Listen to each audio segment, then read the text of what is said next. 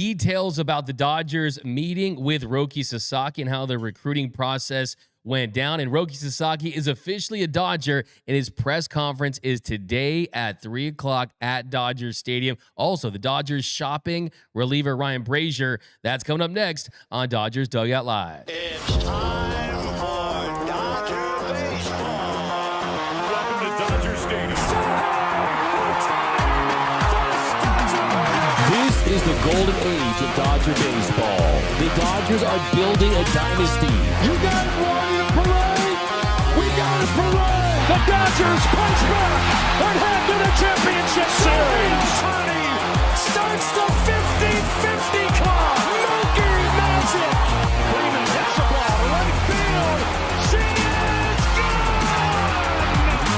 Start the party, Los Angeles. Your Dodgers have won the World Series. Think blue, bleed blue, and I'm out.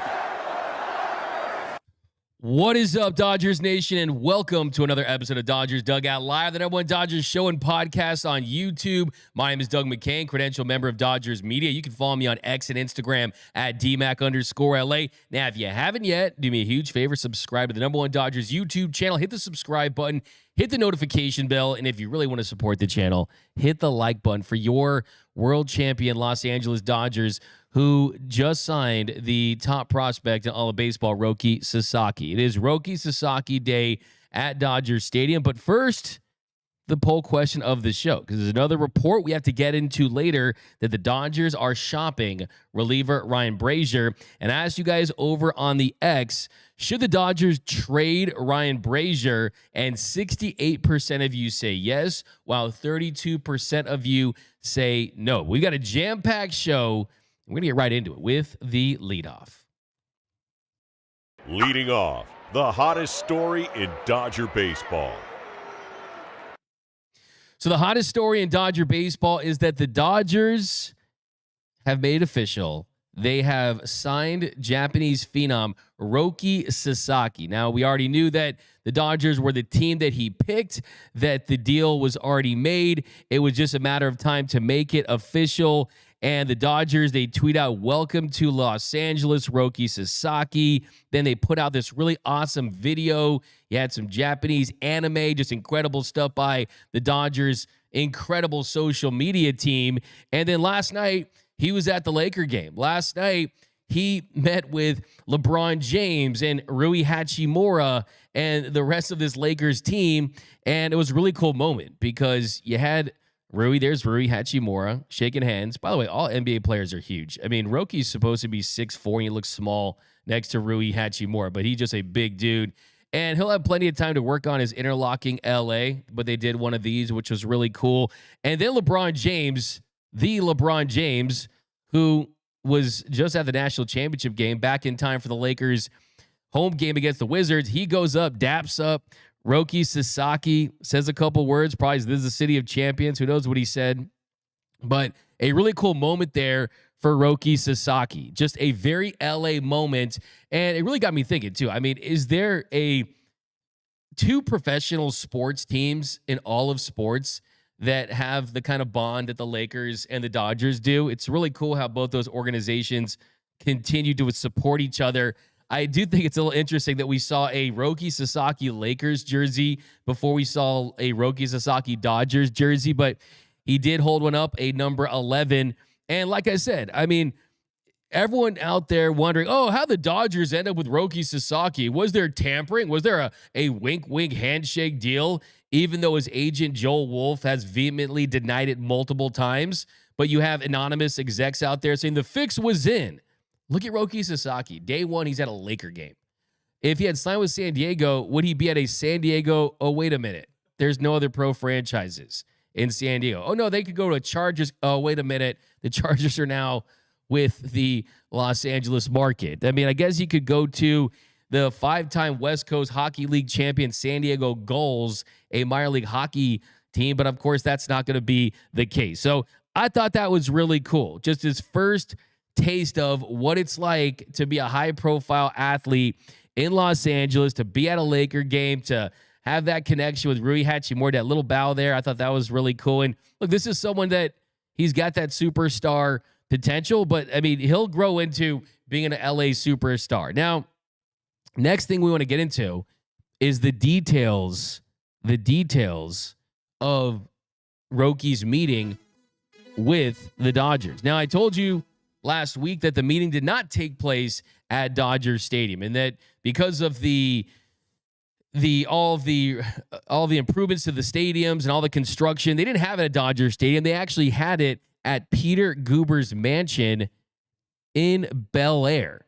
And Peter Guber, he is a minority owner of the Los Angeles Dodgers. He's been in the entertainment business for a long time, but they had it in Bel Air. The Athletic reported the meeting with Sasaki did not take place at Dodger Stadium, which is in the midst of a multi-million-dollar renovation to each of the clubhouses and overall facilities. Instead, the Dodgers invited Sasaki and his camp to part owner Peter Guber's home in Bel Air, aiming for a more relaxed atmosphere. A sushi chef was hired to come to Guber's house and prepare dinner. The chef worked as Sasaki sat on the couch and chatted with his future teammates, who each vouched for what life was like with the reigning World Series champions. Now, the question is, who were those teammates? Who was involved?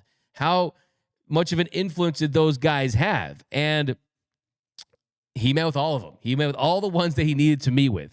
Freddie Freeman, Mookie Betts, they were in attendance. Will Smith, he was there. Tommy Edman, he was there. And Shohei Ohtani, who was his teammate in the 2023 World Baseball Classic, the Athletic said he was the one that, quote, was driving the bus in the effort to land Sasaki. So Show GM was at work again with this one. And it's very clear at this point that Shohei was a massive reason why the Dodgers were able to land Roki Sasaki. And it also says that the Dodgers played a video that had messages from a lot of different players, including some of the new ones to the franchise, speaking to the franchise's treatment of their families, their player development staff, along with how eager they were to be teammates with Sasaki. The goal of the video was, quote, according to one official, was to emphasize how welcome Sasaki would be in the star-studded clubhouse. So the Dodgers went full-blown super recruiting mode to get Roki Sasaki. You had the superstars of the team physically in attendance. You had guys that weren't there that recorded a message where they were just being honest. I mean, what did Blake Trinan say to us when he was on this show? It's how the Dodgers have that personal touch with the way they treat your families, the people around you. And it goes beyond just, oh, they're a great team that's going to contend for World Series and give you millions of dollars. The Dodgers go way beyond that. And that was the message from the players out there. It's, hey, sure, you're going to get paid at some point. You're going to contend for World Series, but it is how much this organization cares and takes care of each individual player. And that clearly was a message that they wanted to get across. Now, I also found this to be the best part of the entire piece that you can read in The Athletic. And that was that his agent, Joel Wolf, had told clubs that were still in the process.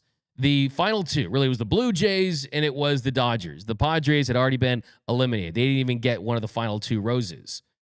The Blue Jays and Dodgers were told by Joel Wolf that he planned to text the teams that did not get him, that he planned to text the Padres and the Blue Jays, and then the follow-up post would be a phone call to the team that ultimately signed him. So the question is, did Andrew Friedman in the front office get a call from Joel Wolf to inform them that they had signed Roki Sasaki? Nope, that's not how it all went down.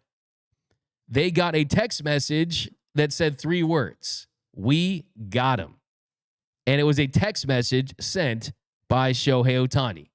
So that is how the Dodgers found out that they had signed Roki Sasaki, that he was coming their way. It was through show GM Shohei Ohtani that really gets the deal done. So I think that is a story that really highlights just how well put together this Dodgers team is, the additional attention to detail that they have. He met with Magic Johnson, and Magic Johnson signed a purple Magic Johnson jersey because Roki Sasaki is a big fan of basketball. So, I mean, there's all these little things. I mean, how the heck are you going to say no to Andrew Friedman, a guy that came to Japan to see you pitch years ago, and a Dodgers organization that's been scouting you since you've been a teenager, to guys like Mookie Betts, who's currently in Japan right now to help grow the game, to Shohei Ohtani, to Yoshinobu Yamamoto, to guys like that? How could you say no to that level of stability in favor of a Padres team that doesn't have stability? So I think that's kind of part of the Dodgers message there. It was about the stability of this organization and that they're going to put you in the best position to have success. And yes, sure, I've seen people out there say that all 30 teams had a chance to sign Roki Sasaki and that it wasn't about the money. And sure, that's true in the sense that, yes, a team could offer him more money, but the truth of the matter is the Dodgers spent money last season that led to this signing. I think part of the reason why you give Yoshinobu Yamamoto $325 million is it increases your chances of signing Roki Sasaki. Part of the reason why you give Shohei Ohtani $700 million is, one, he's the best player of all time, but two, they've said they want to paint Japan Dodger blue. So it's been their 4D chess that's been coming into play, and it's all being realized right now. So you got to give this Dodgers team a ton of credit.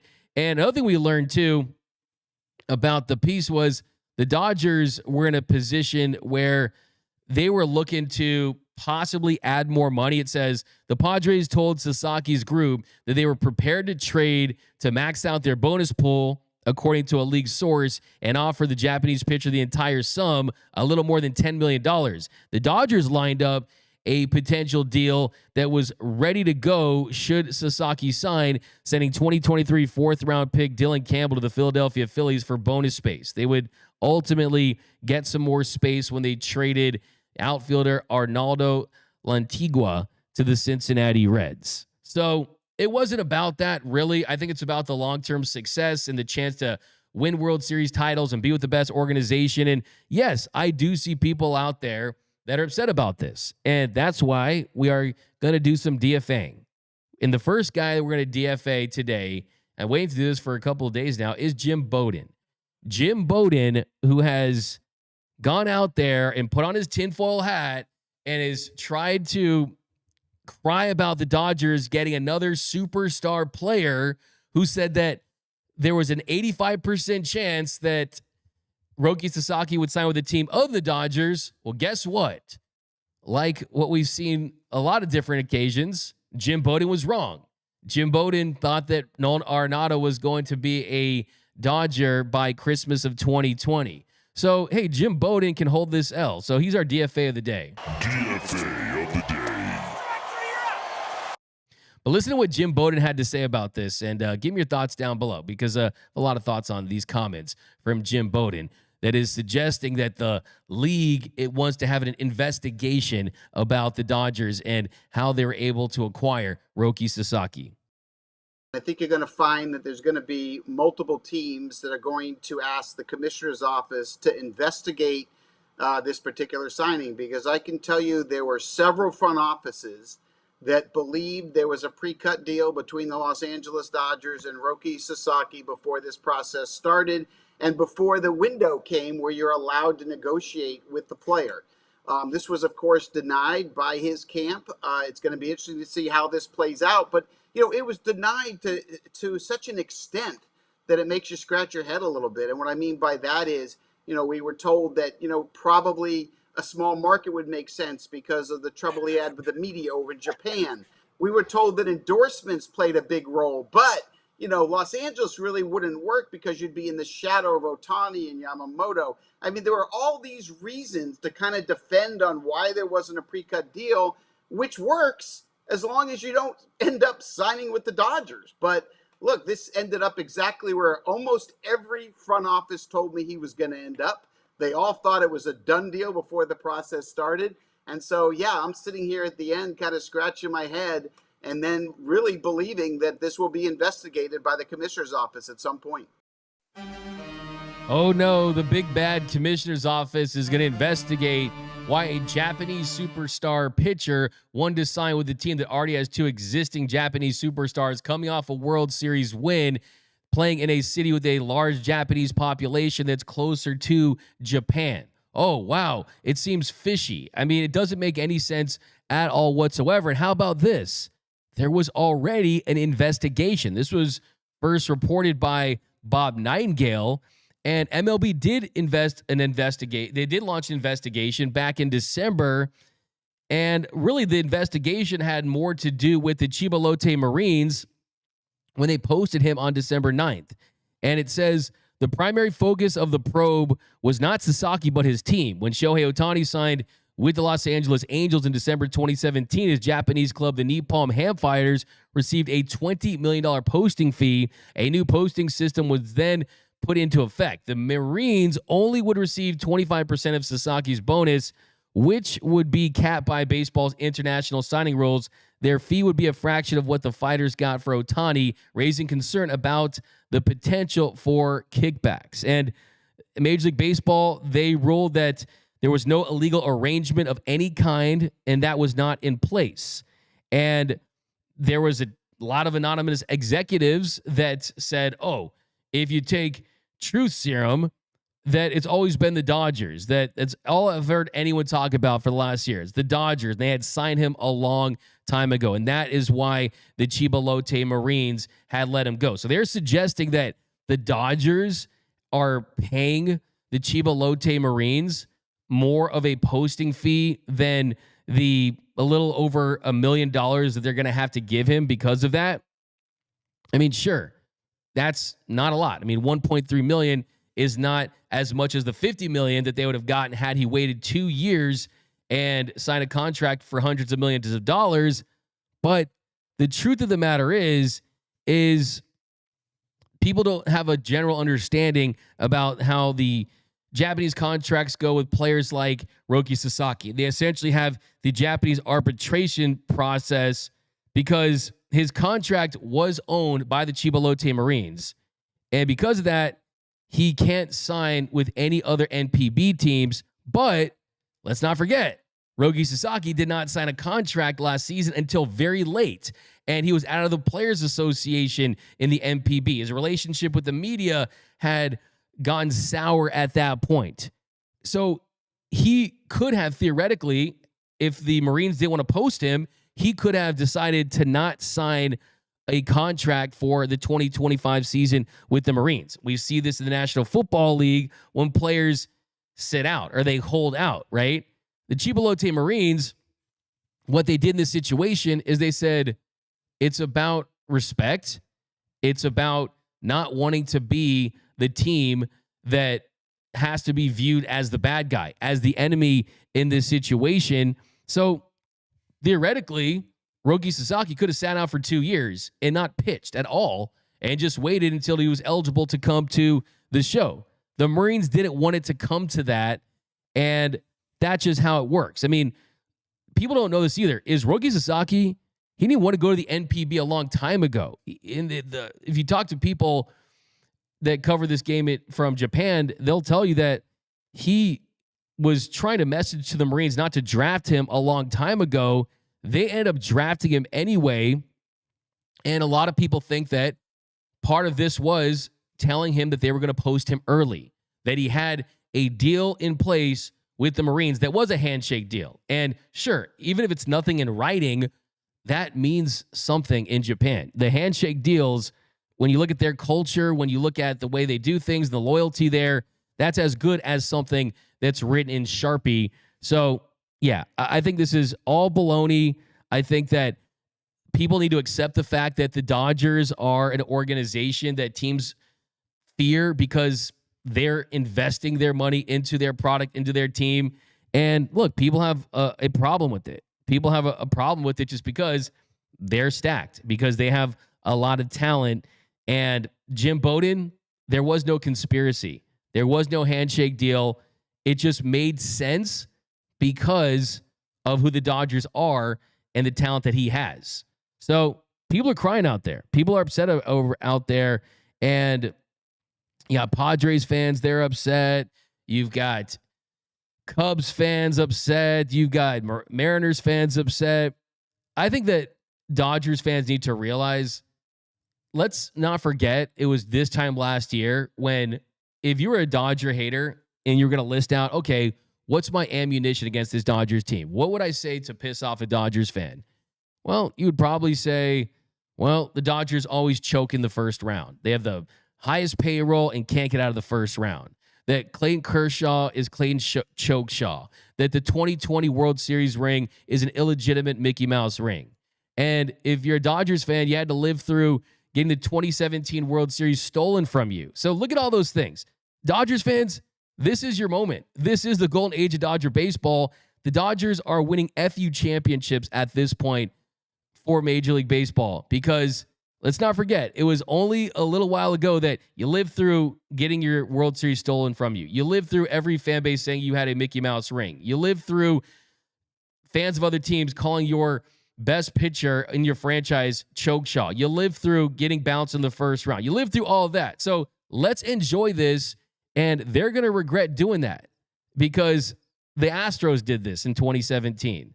The haters in 2020 that called that championship illegitimate, they did this. The teams that beat the Dodgers in the first round for the last couple of years, they did all of this. Let's not forget, one of the biggest reasons why Shohei Ohtani signed here was because the Dodgers said the last 10 years was a failure, even though they had won a World Series. The failure that the Dodgers had experienced are leading to this juggernaut right now. They kicked the hornet's nest out there in Major League Baseball. And yes, Andrew Friedman, what he's doing right now is unprecedented as far as talent acquisitions. But hey, you can cry more teams around Major League Baseball and the fans. There's no tampering, no cheating going on here. You just have great players wanting to play for a great organization. We got Ricardo Moreno, $10. D-Mac, why so many people are getting mad over the Dodgers picking the best players. Let's go Dodgers. You give me let's go Dodgers for that one. Martin Troop, Sasaki Yamamoto, and Ohtani, the Japanese version of iconic aces, Greg Maddux, Tom Glavine, and John Smoltz. Yeah, 100%. And it was out there today, the Baseball America, they put out their top prospects, and we're going to break this one down a little more in depth when we have got a recruit at a prospects expert join the show later this week. Roki Sasaki, as expected, is the number one prospect in Baseball America's top 100 list. He, like Corey Seager in 2016, is the only Dodger to be ranked number one since 1990. So think about that. He'll probably never play at the minor league level, but he is technically still a prospect, and he's right at the top. The Dodgers also had 6 players total. You had 5 other players. You had Dalton Rushing. You had Alex Freeland. You had Josue DePaula. You had Jackson Ferris. We'll talk about those guys too. Zaire Hope. I mean, the Dodgers have a lot of talent in this organization, but Roki Sasaki is number one. And I've said that I think he's going to be the Dodgers version of Paul Skeens. To put this into perspective, I said this a couple days ago. Just imagine if Paul Skeens could have picked any team that he wanted to play for. Would it have been the Pirates? Hell no. They'd be one of the last teams you want to play for. Pirates are a cheap, bad organization like the Cincinnati Reds, a cheap, bad organization.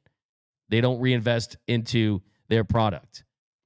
Paul Skeens would have probably been a Dodger, right? So that's what the Dodgers get with a guy like Roki Sasaki, a guy that was able to have some leverage, pick the market he wanted to play in, pick the team he wanted to play in, and they're getting the Paul Skeens level talent at a minor league level price, less than $10 million. But coming up next, we're going to talk about Ryan Brasier. There's a report that the Dodgers are shopping Ryan Brasier. That's coming up next on Dodgers Dugout Live. And also, I want to drop this new t-shirt. New t-shirt, go to gearup.la today. Go get your gearup.la merch today because the t-shirt game is pretty hot over here. You got the Run It Back Teoscar Hernandez shirt. Go pick that one up. We have a new one that we're dropping today, which is really cool. I mean, this is cool to celebrate Roki Sasaki and Roki Day at Dodgers Stadium. Look at this shirt right here. You've got the cutout with the baseball right in the middle. Kind of looks like the flag for Japan, but this is really cool. I love this simple minimalist design. It looks really, really fresh. You got all the colors. You got Dodger blue, navy blue, gray, black. So go pick up a t-shirt today. You still have some of the classics, the Freddie Meet Gibby t-shirt celebrating Freddie Freeman's walk-off grand slam of the World Series. You also have the Kike Hernandez.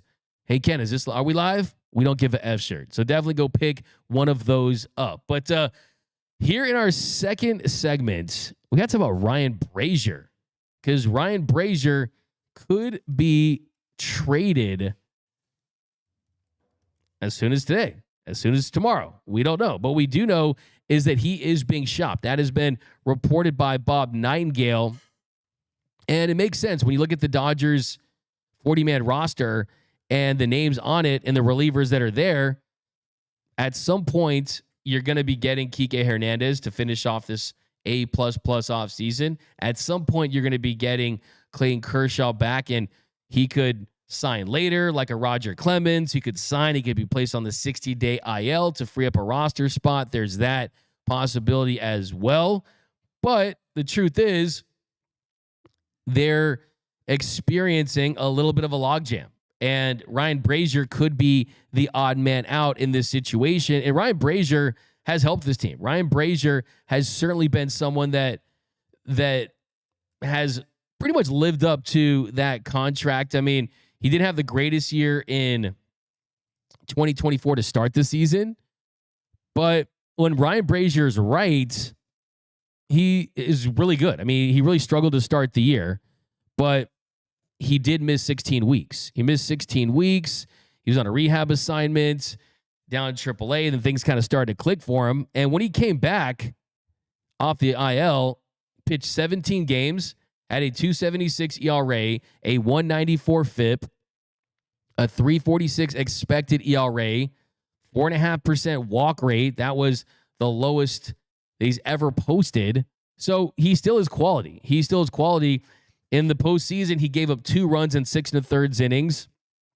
The guy who gave up those runs against the Mets there in the NLCS.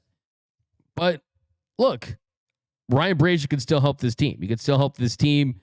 It's just a matter of who is going to be pushed off this 40-man roster, because you got a deal done with Tanner Scott. You got a deal done with Kirby Yates. And what the Dodgers really are going for is high upside guys with the best stuff that can be used in the postseason. So, I mean, I like Ryan Brasier. I don't think he's someone that can't help this team. I certainly think he can. I mean, he's great with inherited runners. He's stranded all 13 inherited runners he had with the Dodgers in 2023. Then in 2024, he inherited 1 runner in the postseason, Game 6. And unfortunately, yeah, I mean, gave up a home run to Mark Vientos there.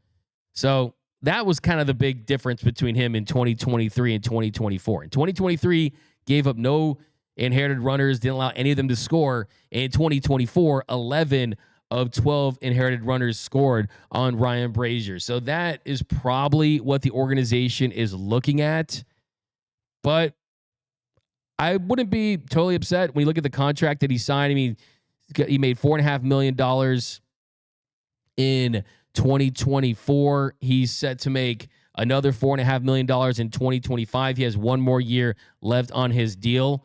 So I do think that that's something they're seriously considering right now. And it's just a matter of cleaning things up. Now, other options you could have, you could DFA Michael Grove. You could possibly look to trade Tony Gonsolin, but I've heard that that's not something that they want to do. And yeah, we saw what Jack Flaherty posted yesterday, the tweet where he said that it's not a certain organization that's ruining baseball. And a fan out on X told Jack Flaherty to stop kissing the Dodgers, you know what? And then Jack Flaherty clapped back with a major finish him. And said, kiss the ring. I don't think this is a situation where the Dodgers are trying to clear a roster spot for Jack Flaherty. I think that this is a situation that doesn't make too much sense for Jack Flaherty, in the sense that if everyone does remain healthy and you're Jack Flaherty and you do sign a 1-year deal for, let's say, $21 million, the Dodgers have to pay 110% surcharge on that. So you're looking at a 1-year deal for Jack Flaherty for essentially $42 million. Do you really want to go that route for Jack Flaherty? And if you're Jack Flaherty, are you guaranteed to get those starts all throughout the season? So, I mean, not to say Jack Flaherty isn't a really good starter that could help a lot of teams, but I just don't think that is what's in play here. They got their guys when you look at this rotation. And I also think, too, with someone like a Kirby Yates, who still has to pass that physical, and we broke his numbers down yesterday. I mean, a 1.17 ERA, the strikeout numbers were fantastic. I mean, he's not someone who has a high-velocity fastball, but it still misses a ton of bats in the zone. The splitter is still lethal.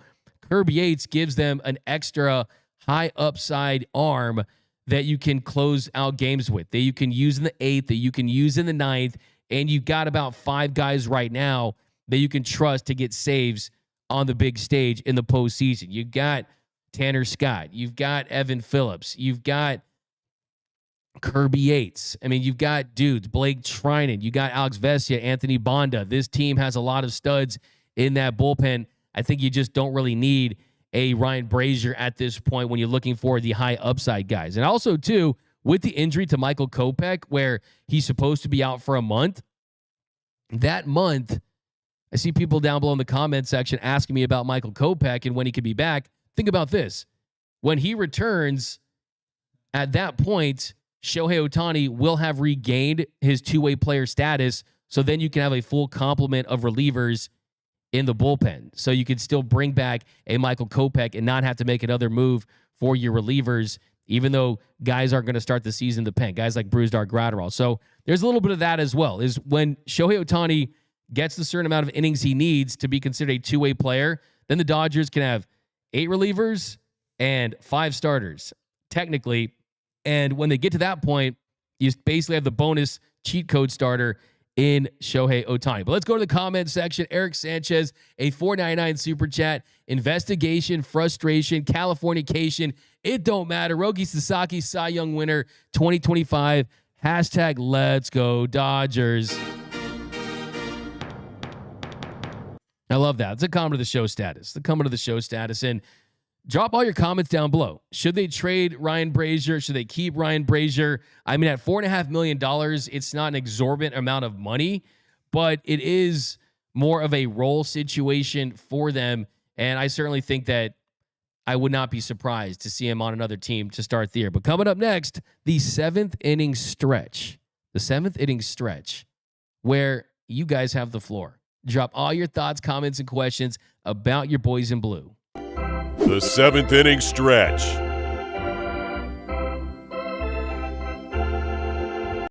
All right, we got Martin Troop, Ryan Brasier, and CT3 for Nolan Arenado. Let Friedman cook. Boop says, I like Brasier. He has a different look out of the bullpen that can be helpful. Yeah, he does use that cutter. He definitely does bring another look. We saw in the 2023 NLDS against the Diamondbacks, him and Brusdar Graterol were really the only 2 dudes that you really felt good about. For the most part, they were going multiple innings out of the pen. We've got Kurt Meister. What's the max amount of players the Dodgers can have at the All-Star game? Well, the answer to that is, I mean, it really all depends on how talented how good of a season they have, but really, you should have one. I mean, I think that for Major League Baseball, that's one of the fatal flaws of their All-Star game is that you have to have the player representative. So you got to kind of have to crunch the numbers there. But, I mean, you look at just heading into the year, who could be all-stars? Start with their rotation. Tyler Glasnow, all-star last season. Blake Snell, Cy Young Award winner, definitely all-star potential. Yamamoto, definitely all-star potential. Roki Sasaki, if it works out for Roki Sasaki, it could be the Roki of the year, right? Could be an all-star as well. Shohei Ohtani, he's an all-star. He's an MVP. He's a all-world player as long as he's healthy. So technically all 5 of your starters could be all-stars next season. And we'll see how quickly Clayton Kershaw will pitch. Before he was injured in 2023, he was headed to start the All-Star game. So if Kershaw's ready, he's someone that could be considered as a all-star potential starter as well. And then you look at the bullpen. Someone like a Tanner Scott, He's an all-star. So you're already up to 7 potential all-stars without even getting into position players. I guess Ohtani's both. And I think Evan Phillips is someone that, if he has a really, really good year, could be an all-star. Michael Kopech is going to miss time. He has all-star stuff. Probably won't be an all-star. But they definitely have guys that can be all-stars out of the pen. And you flip to the position player side. Mookie's a lock. Freddie's a lock. Shohei's a lock. Will Smith is an all-star as well. Max Muncy's made an all-star team, so you're already up to 5. Teoscar Hernandez, the all-star Hernandez, you're already up to 6. So, I mean, just think about this all-star. I'm telling you, if baseball really wanted to make their all-star game the best in the sport next season, they would have the Dodgers versus the rest of the league for their all-star game. Just imagine that. Imagine that. All the Dodgers haters out there would have their chance to say, oh, I want to beat the Dodgers. Or if they win, it's, oh, the Dodgers are better than everyone. It proves my point. So obviously it's not something that's even being kicked around, but just imagine. I mean, all-star games for the NBA, the all-star game is it's abysmal. No one watches it. It has awful ratings. The baseball all-star game should be the best one, but you're going to see a lot of Dodgers. And I think you're going to see Dodgers players, like let's say someone like a Michael Conforto or a Tommy Edman gets off to a really nice start this year, something like that. You're going to see some Dodgers that will be left off of the all-star team that would probably make it on other teams potentially because of all the talent that is on this team. I Surf Nerd, what's the latest on Mariachi Joe? You know what, Mariachi Joe, by the way, I'm going to do that. I liked his take he had on the Dodgers a couple days ago. We'll probably play that on tomorrow's show. But Mariachi Joe, currently not a Dodger. I don't anticipate him being back. But Noel Sanchez, young Lotto, noise by Noel, he actually did get a chance to catch up with Joe Kelly a couple weeks ago at a signing.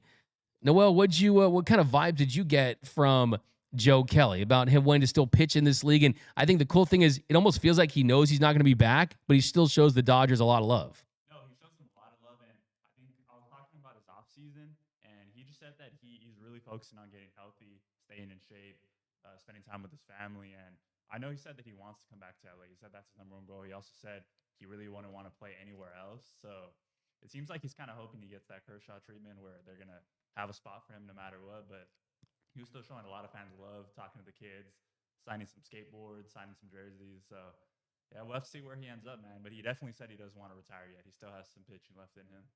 Yeah, you love to hear that because Joe Kelly's still pretty nasty. It's just a matter of health. And then I think that's kind of one thing that you take away from this bullpen is if you keep these guys healthy, they're going to be effective.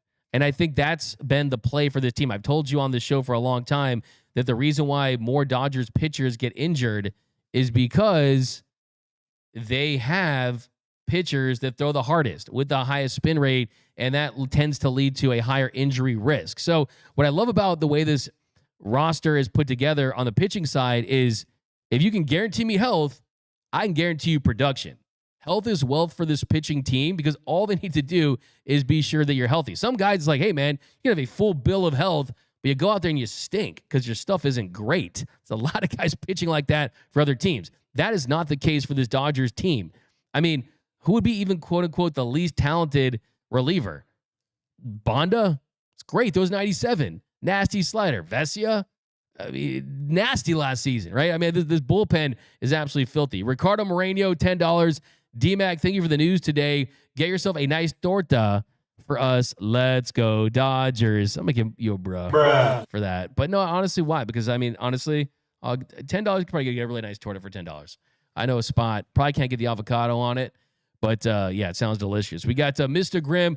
I'm also really hoping that Skeens comes back to SoCal to sign with the Dodgers in a few years. Only because, let's not forget, he grew up admiring Shohei Ohtani while going to watch him play. Yeah, absolutely. And he ends up at LSU, and he's talked about being a two-way player and being inspired by Shohei Ohtani. So I'm gonna give you some love too. I'm gonna give you a little charge because I know it was cool that you pointed out that connection that they do have, and I think that it really puts the perspective of Roki Sasaki in full zoom mode, right? I mean, you zero in on, you think to yourself, man, you're getting Sasaki in what could end up being his prime years. I mean, we don't know how he's going to pitch at 29. For some pitchers, that's their prime. Sometimes you get guys who are better earlier in their career. We've got Dodger Blue. How can / will Dalton Rushing crack this lineup, let alone this team? So we're going to do a full deep dive on the Baseball America Top 100 list, possibly on tomorrow's show. We just had Dalton Rushing on this show, and it's pretty simple at this point. Injuries are always inevitable, and left field is a spot. I mean, Michael Conforto is their starting left fielder right now. You have Teoscar Hernandez in right field. Austin Barnes is backing up Will Smith. Will Smith, he's the starting catcher. But the good thing for Dalton Rushing is he can fill in a lot of different spots. I mean, he played some first base too, right? I mean, so I think the good thing about Dalton Rushing is the first chance they get to plug him into the roster to make his big league debut, whether that's give guys some time off, whether that's a injury for a veteran type outfielder that you say, you know what, let's not rush things. It's about winning the World Series. Now would be a good time for Dalton Rushing. That really is the plan. Now, if everyone stays healthy and everyone produces, sure, that could be tough, but that's always the case with the Dodgers anyway, because their ability to acquire talent through free agency and through trades. When you look at the majority of this roster at this point after the Gavin Lux trade, the fact that Walker Buehler's on another team, it's not a ton of homegrown talent that's going to be playing for this team. So having someone like Dalton Rushing realize his potential as the top prospect in the organization could go a long way. We've got Kreiswire. What's the play with Conforto? Do we feel better with him over Pages? It's a really good question, really. I mean, when you look at Pages, he crushes lefties. Conforto, he can crush righties. I think the thing about Conforto, it's how does he look with his everyday ballpark not being Oracle Park in San Francisco, that was one of the worst hitters parks in baseball, right up there with T-Mobile Ballpark up in Seattle. Because look, let's not forget, 17 of Michael Conforto's 20 home runs that he hit last season were during away games, right? So Michael Conforto could end up being someone that you look at in a couple months like, what the heck? Why are his numbers better than Teoscar's? It's possible. That's the kind of talent that he does have. Conforto still can get you 20 to 30 home runs, and he plays decent defense. But I think Teo's going to have a really good year. I'm just saying that Conforto has that kind of talent. And the play on it is having another veteran on a one-year deal they don't have to commit long-term to, that had they not had signed Teoscar, they would have some better outfield depth that gives you some pop, because they were one of the worst productive outfields in baseball last season because Mookie went to the infield, right? And Andy Paz came up later, and James Outman didn't follow up his rookie season with the year we had hoped. So Chris Taylor had the year that he had. So it's definitely gives you some depth and upgrade. David Brew, that Conforto signing has potential to be a sneaky good signing. Javier Mora, make a Kiss My Ring shirt. I'd buy that. Yeah, I like that. I'm going to give that a Let's Go Dodgers. A Kiss the Ring shirt sounds pretty awesome. I mean, how about this? If Jack Flaherty resigns, then maybe we'll do that. Do I think it's going to happen? Most likely not, but I like that idea. Keep throwing out your t-shirt ideas, man. One of these days, you're going to hit on one. Martin says, yeah, I noticed Ryan Brasier is losing some command little by little now. Delirium 9, I used to have a cat that looked like Jim Bowden's toupee. His name was Biff. Finish him. Man, we'll add you to our DFA of the day. Yeah, look, I don't want to air Jim Bowden's dirty laundry out, but I'll just say Google is free. Google is free. He won the Executive of the Year in 1999. And certainly he, you know, what's funny thing about Jim Bowden is he got in trouble for kind of skimming signing bonuses for players out of Latin America and things like that. So I do think there's a little bit of projecting when it comes to Jim Bowden, just a little bit, but I'll save that for a different day. I mean, the Dodgers kind of need their haters. We got Euthanasia. Jim won the ugly sweater contest at Christmas and never took it off. Wow, you guys are worse today. Sergio Casas, Salsado. We saw Rams Yamamoto jersey before the Dodgers. That's a good point. We did see that. So that's pretty much a tradition now. You're going to see the Japanese superstar players go to a Rams game or a Lakers game. You'll see that jersey before you'll see a Dodgers jersey. But we will see a number 11 Roki Sasaki Dodgers jersey today. I cannot wait. Prone to throw Roki to the Dodgers was the easiest pick ever. I mean, like we said, I mean, it just it checked off too many boxes for both sides. William Rodriguez, who wouldn't want to be part of the premier organization in baseball, top 3 sports organization in the world. Ang says the great Shohei is the gift that keeps giving. Pika Peak says just need Kike to re-sign, and that's an offseason wrap as far as free agent signings go. 100%. Could not agree with you more. Now, for the walk-off, I want to talk some Hall of Fame. The walk-off. So if you saw yesterday, the new Hall of Fame class has some legends, guys that certainly are deserving.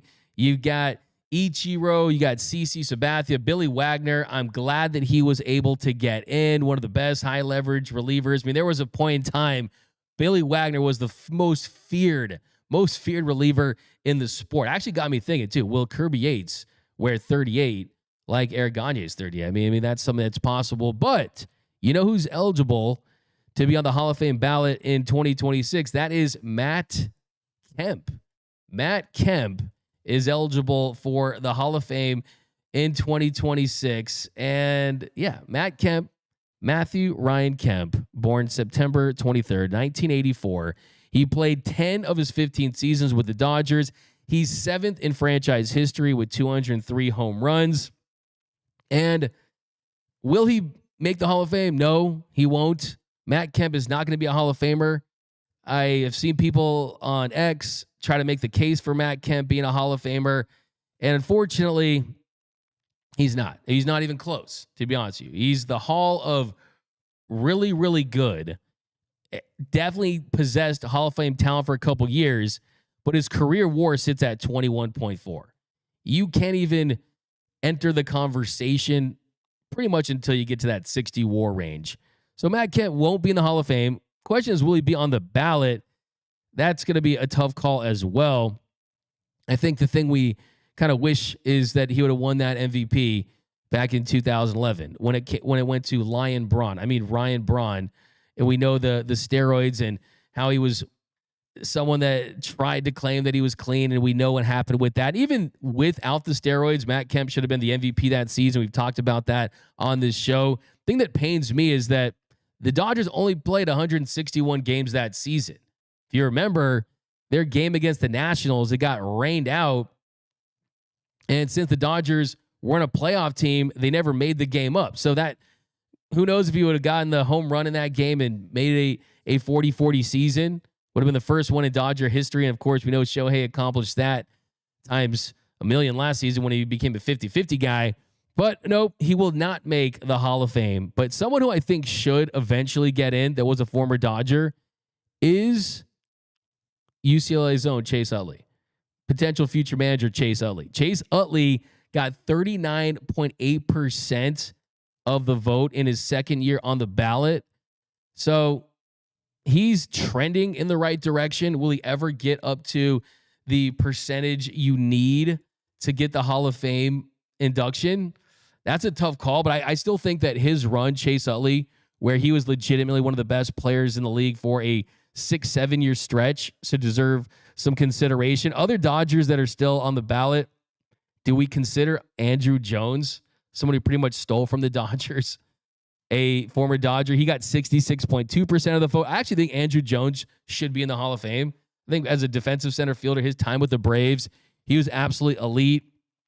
And then, sadly, this is Manny Ramirez's last year on the Hall of Fame ballot.